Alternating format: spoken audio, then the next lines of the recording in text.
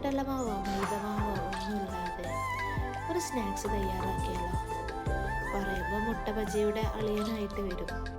എന്നാൽ ഇത് മുട്ട ബജിയല്ല. ഞങ്ങളിതിനെ മുട്ട ചമ്മന്തി എന്ന് വിളിക്കല്. വെറും മുട്ടയും ചമ്മന്തിയും കൊണ്ട് മാത്രം ഉണ്ടാക്കുന്ന ഒരു റെസിപ്പിയാണത്. ഈവനിങ്ങിലും ഇഫ്താറിലൊക്കെ ഇത് ഉണ്ടാക്കാൻ ബെസ്റ്റാണ്. വളരെ സിമ്പിളാണ് ഇത് ഉണ്ടാക്കാൻ. വിനാഗിരി ഒഴിക്കാതെ ബിരിയാണി ചമ്മന്തി ഉണ്ടാക്കി മുട്ടയും പുഴുങ്ങി അത് 4 പീസാക്കി കട്ട് ചെയ്ത് ഈ ചമ്മന്തി മുട്ടയിലേക്ക് പൊതിയും.